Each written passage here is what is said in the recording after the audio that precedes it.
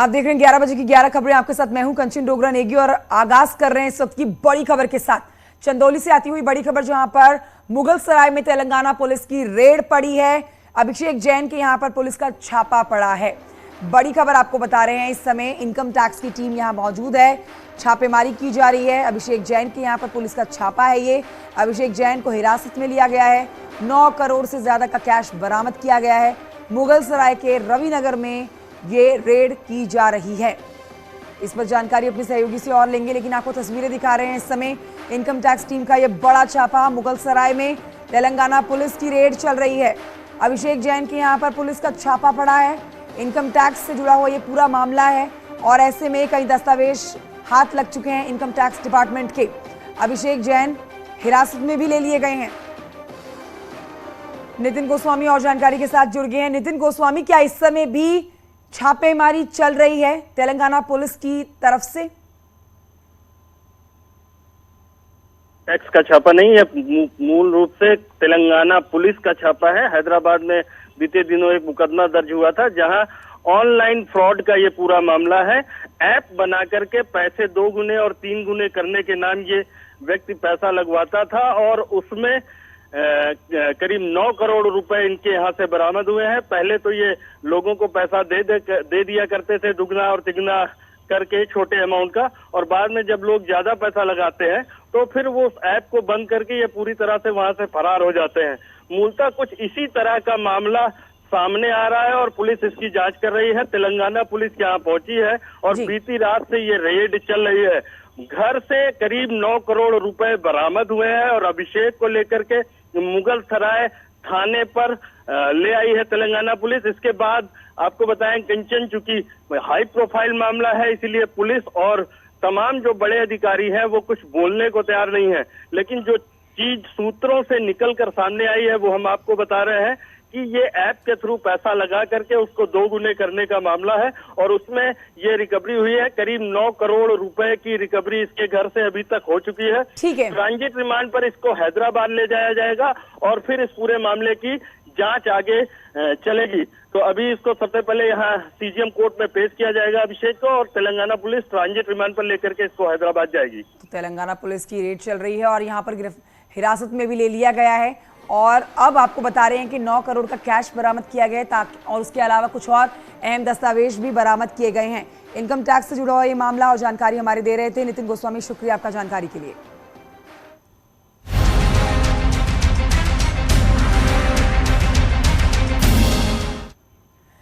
BSP अध्यक्ष मायावती ने अखिलेश यादव पर निशाना साधा। आजमगढ़ में रमाकांत यादव से जेल में मुलाकात पर मायावती ने कहा है कि समाजवादी पार्टी आपराधिक तत्वों को संरक्षण देने वाली पार्टी है। अखिलेश यादव पर मायावती ने ट्वीट किए हैं और एक के बाद एक जो 2 ट्वीट उनकी तरफ से किए गए हैं वो हम आपके सामने रखेंगे। सबसे पहले ट्वीट में मायावती कहती हैं कि समाजवादी पार्टी के प्रमुख के द्वारा आजमगढ़ जेल जाकर वहां पर कैद पार्टी के बाहुबली विधायक रमाकांत यादव से मिलकर उनसे सहानुभूति व्यक्त करने पर हर तरफ से तीखी प्रतिक्रिया होना स्वाभाविक है, जो इस आम धारणा को भी प्रबल करता है कि समाजवादी पार्टी इन्हीं प्रकार के आपराधिक तत्वों की संरक्षक पार्टी है। साथ ही विभिन्न संगठनों व आम लोगों के द्वारा भी सपा प्रमुख से ये सवाल पूछना क्या अनुचित है कि वो मुस्लिम नेताओं से मिलने जेल क्यों नहीं जाते, जबकि उनका ही आरोप है कि यूपी बीजेपी सरकार में समाजवादी पार्टी के नेताओं को फर्जी मुकदमों में फंसाकर जेल में कैद करके रखा जा रहा है। तो ये देखिए, बीएसपी का तीखा वार एसपी के ऊपर और सवाल खड़े कर दिए हैं। यहां पर मायावती ने अखिलेश यादव से सवाल किया है। एसएन सिंह मेरे सहयोगी, माफ कीजिए, बीजेपी के प्रवक्ता एसएन सिंह साहब हमारे साथ जुड़ चुके हैं और इस पर बातचीत के लिए स्वागत है आपका सर न्यूज़ 18 पर। और देखिए, यहाँ पर मायावती गंभीर सवाल उठा रही है समाजवादी पार्टी के अध्यक्ष अखिलेश यादव के ऊपर। सबसे पहले आपकी पार्टी की तरफ से रिएक्शन लेना चाहेंगे मायावती के ताजा ट्वीट्स के ऊपर। देखिए, मायावती जी नहीं, पूरा प्रदेश जानता है, प्रदेश की जनता जानती है कि अपराधियों का साथ जो है हमेशा समाजवादी पार्टी के हाथ रहा है और संरक्षण देने का कार्य करते रहे हैं लोग। अब जब बुलडोजर की कार्रवाई होती है तो भी सबसे ज्यादा दर्द किसको होता है? समाजवादी पार्टी के लोगों को होता है। तो जब इस तरह के कार्य करेंगे, और इनके कार्यकाल में भी ऐसे चीजें हुए, हर जिले में अपराधियों को खुली लूट की छूट थी, तो जब ऐसे कार्य आप करेंगे तो कोई भी कहेगा। आज मायावती जी भी उसी बात को लेकर कहीं, और मैं कह रहा हूं कि सरकारें तो आती जाती रहेंगी, कभी किसी की सरकार रहेगी, कभी किसी की सरकार रहेगी, लेकिन आप वोट की तुष्टीकरण के लिए, वोट की राजनीति के लिए इस तरह से कार्य करेंगे, लोगों को गुमराह करेंगे, एक धर्म की लड़ाई लड़ेंगे, बाकी को छोड़ देंगे, तो निश्चित तौर पे इस तरह की चीजें तो होगी। और ये समाजवादी पार्टी आज से थोड़े ना कह रही है, पहले से कर रही है। आप देखिए, मुख्तार अंसारी पे कार्रवाई होती है, 600 करोड़ की संपत्ति जब्त हो रही है, आपको दर्द हो रहा है। अतीक अहमद पे कार्रवाई हो रही है, आपको दर्द हो रहा है। तमाम अपराधियों पे कार्रवाई हो रही, किसी सामान्य व्यक्ति पे नहीं। साहब, ये किस ओर इशारा कर रहा है मायावती का ये बयान, उनका ये ट्वीट, कि मतलब क्या मान के चलेंगे समाजवादी पार्टी के? मायावती जी तो अपने हिसाब से अपना ट्वीट किए होंगे, वो एक राजनीतिक पार्टी की मुखिया है। आपकी पार्टी का क्या स्टैंड है सर इनके ट्वीट के ऊपर? देखिए, हम तो यही कहेंगे कि केवल इस बात में सच्चाई है कि अपराधियों का हमेशा से संरक्षण देने का कार्य समाजवादी पार्टी ने किया, और उसको बदलाव करना चाहिए। आज उस तरह की सरकार उत्तर प्रदेश में नहीं चल रही है, एक पारदर्शी, ईमानदार और जनता की सरकार चल रही है। ठीक है, मैं आपसे बात करूंगी सर। इस समय अनुराग भदौरिया जी भी हमारे साथ जुड़ गए हैं, समाजवादी पार्टी के प्रवक्ता हैं, उनसे रिएक्शन ले लेते हैं इसके ऊपर। अनुराग जी, स्वागत है आपका। और हम मायावती का इस समय का ताज़ा ट्वीट अपने दर्शकों को दिखा रहे हैं, जिसमें सीधे तौर पर उन्होंने आपकी पार्टी के अध्यक्ष से सवाल पूछ लिया है कि मुस्लिम नेताओं से मिलने जेल क्यों नहीं जाते हैं। तो ये किस और इशारा कर रहे हैं, आप समझ ही गए होंगे। पहला रिएक्शन मायावती के ट्वीट पर आपका। देखिए, हम समाजवादी लोग सामाजिक न्याय की बात करते हैं, और समाज के अंदर में हो रहे भारतीय जनता पार्टी द्वारा नेताओं का ऊपर अत्याचार का विरोध करते हैं। जिस तरह से आप देखो, लखीमपुर खीरी में भाजपा के नेता हैं, उनको वो लगातार उनके पर आपराधिक मुकदमे भी है, लेकिन उनको देश का गृह राज्य मंत्री बना बैठा है। और किस तरह की भाषा का इस्तेमाल करते हैं ये हमें बताने की जरूरत नहीं। वो पत्रकारों के लिए किस तरह की भाषा का इस्तेमाल। अपने टॉपिक पर रहिए ना अनुराग जी। सवाल ये है कि जब आजम खान जेल में थे उनसे मिलने नहीं पहुंचे, आप जब वो रिहा हो रहे थे तब उनको लेने नहीं पहुंचे। भाई, मुझे बोलने दोगे? आपको हमारी चिंता है, हम जनता, मुझे बोलने तो दोगे ना? जी बताइए। आप स्क्रिप्ट जो लेके आई बोलते हो वही बोलते थे। आप सवाल मुझसे पूछ रही है, जवाब मुझे देने दीजिए। सर, अपने टॉपिक पर रहिए ना, आप जो अभी फिलहाल की बात हो रही है उस पर रहिए ना, उस पर जवाब दीजिए। सवाल का जवाब दूं मैं जवाब मुझे देना, आपको नहीं देना है। आपकी मजबूरी हो सकती है, मेरी कोई मजबूरी नहीं है।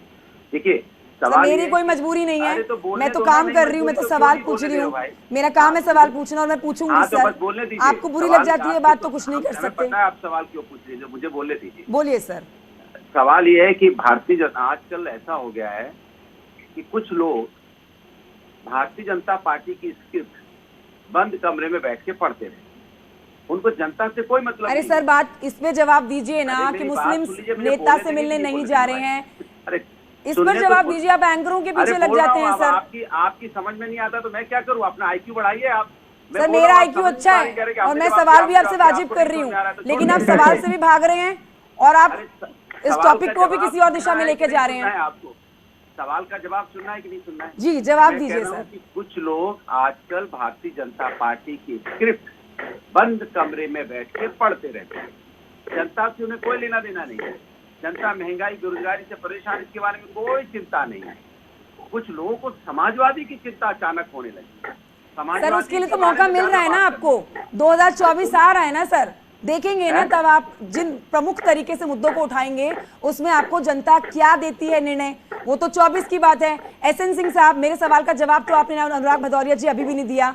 सीधे तौर पर उनका यही कहना है कि उनकी पार्टी पूरे सारे नेताओं को अपने साथ लेके चलती है, सारे धर्मों को लेकर अपने साथ चलती है, लेकिन जमीनी हकीकत तो वो नजर नहीं आ रही है ना एसएन सिंह साहब। देखिए, भदौरिया साहब से पूछना होगा कैसा समाजवाद, परिवारवाद और व्यक्तिवाद को समाजवाद तो परिभाषित किया नहीं जा सकता है।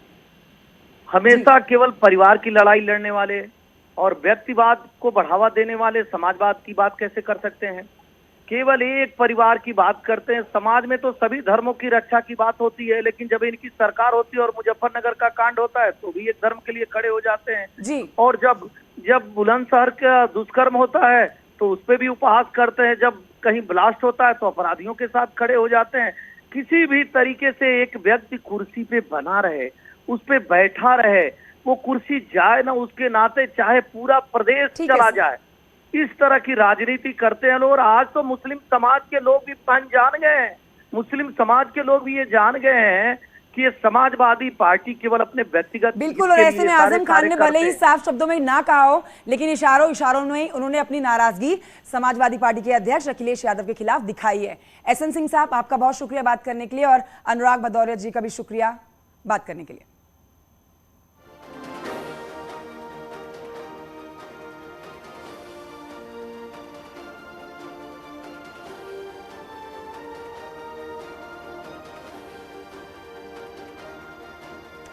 तो देखिए तस्वीर हम आपको इस समय की दिखा रहे हैं, और ये पूरा प्रकरण समझा रहे हैं हम, जहां पर जिस तरह से 2 ट्वीट कर डाले हैं बैक टू बैक, मायावती ने कई गंभीर सवाल खड़े कर दिए हैं कि मुस्लिम नेताओं से मिलने के लिए तो नहीं जाते हैं अखिलेश यादव।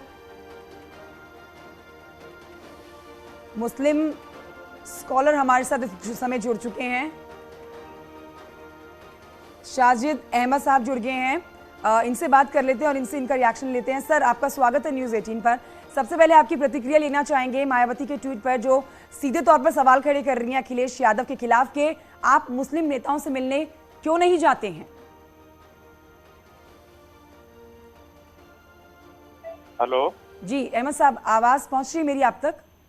जी अब आ रही। कितना वाजिब लगता है आपको मायावती का ये सवाल करना कि अखिलेश यादव मुस्लिम नेताओं से मिलने के लिए नहीं जाते हैं? देखिए, वो बात तो जो है वो सही है कि मुसलमानों से इनको कोई मतलब भी क्या है। मुसलमान तो मजबूरी में वोट देता है समाजवादी पार्टी को। सहारनपुर में पुलिस कस्टडी में बेगुनाह बच्चों को मारा गया, पूरी तरह हाथ पैर तोड़ दिए गए मार करके, और राम गोपाल यादव मुख्यमंत्री से मिलने गए। एक बार भी उन्होंने सहारनपुर की घटना की जिक्र नहीं किया। मैं सहारनपुर को इसलिए कह रहा हूँ कि कोर्ट ने उनको बाइज्जत बरी कर दिया और कहा कि कोई सबूत नहीं है इनके खिलाफ, और इनको बेल आउट दे दिया, और उनको बुरी तरह से मारा पीटा जी गया बिल्कुल। और ये समझा जा सकता है कि अगर मुस्लिम्स को अपने साथ लेकर नहीं चलती है समाजवादी पार्टी तो साइकिल का एक पहिया पंचर हो जाएगा, और ऐसे में 2024 को जीतना या अपने लक्ष्य तक पहुंचना बड़ा मुश्किल हो जाएगा पार्टी के लिए। बहुत शुक्रिया आपका अहमद साहब, आपके रिएक्शन के लिए।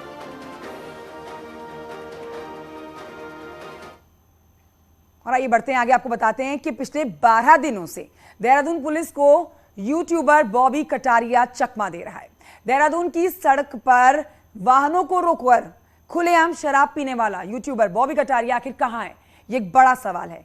पुलिस को कुछ पता नहीं लग पा रहा है इस बीच बॉबी कटारिया के बारे में। दूसरी तरफ बॉबी कटारिया सोशल मीडिया पर लगातार अपनी और वीडियोस पोस्ट कर रहा है। देहरादून पुलिस कटारिया के तमाम ठिकानों पर उसकी अरेस्टिंग को लेकर दबिश दे रही है। खबर यह भी आई है इस बीच में कि कटारिया ने कोर्ट में अपनी सरेंडर के लिए एक एप्लीकेशन डाली है, जिसके बाद पुलिस ने कोर्ट परिसर के बाहर कटारिया को गिरफ्तार करने का भी अब जाल बिछाया है, लेकिन किसी भी जाल में फंसता हुआ नजर नहीं आ रहा है बॉबी कटारिया। बॉबी कटारिया कोर्ट में नहीं पहुंचा, और ऐसे में अब पुलिस को फिर से कोर्ट परिसर के बाहर घंटों इंतजार के बाद खाली हाथी लौटना पड़ा। बुधवार को एक बार फिर से उम्मीद जताई जा रही है कि बॉबी कटारिया कोर्ट पहुंचेगा, जिस पर पुलिस कोर्ट में उपस्थित है। और उधर एसपी सिटी ने यह भी बताया है कि बॉबी कटारिया की अरेस्टिंग के लगातार प्रयास किए जा रहे हैं और संभावित ठिकानों पर टीमें दबिश दे रही हैं। भी उसके संभावित ठिकाने हैं जो हमारे संज्ञान में आ रहे हैं, विवेचना में आ रहे हैं, उन सभी जगह जो है टीमें भेजी जा रही हैं और प्रयास किए जा रहे हैं। और मेरे सहयोगी सत्येंद्र बर्तवाल जुड़ गए हैं और जानकारी के साथ। सत्येंद्र बर्तवाल, पुलिस कह रही है कि प्रयास किए जा रहे हैं, जल्द से जल्द बॉबी कटारिया गिरफ्तार किया जाएगा, लेकिन कहां है बॉबी कटारिया?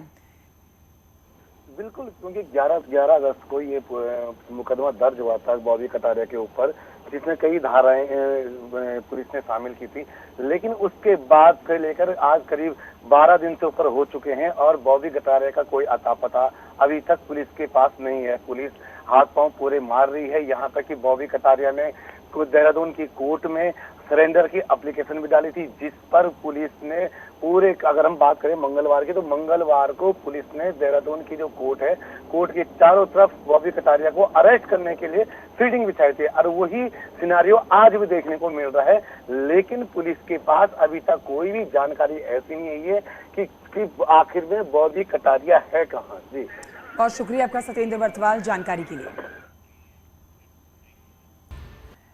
Welcome back. और खबर अब टिहरी से है, जहां पर घनसाली के नेलचामी में बादल फटने की सूचना है और भारी बारिश के बाद नेलचामी नदी उफान पर आ गई है।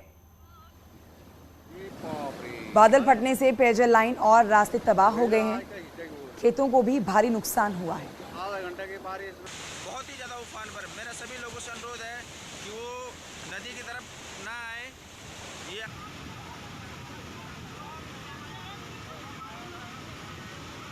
अभी देखिए रुद्रप्रयाग से खबर, जहां पर चिरबटिया के पास में बादल फटने से रुद्रप्रयाग और टिहरी जिले के सीमावर्ती क्षेत्रों में भारी नुकसान हुआ। लस्या और भरदार पट्टी में नुकसान की खबर है। ट्यूंखर गांव में पानी घुसने से कई परिवारों के लिए अब खतरा पैदा हो गया है, तो वहीं मखेत गांव में भी बाढ़ ने शिवालय भी बाढ़ में डूब चुका है। इसके साथ ही दोनों गांवों के साथ ही कई दूसरे गांव भी सैकड़ों हेक्टेयर भूमि जो है वो बाढ़ में तबाह होने की सूचना मिल रही है। प्रशासन की टीमें मौके के लिए रवाना हो चुकी हैं।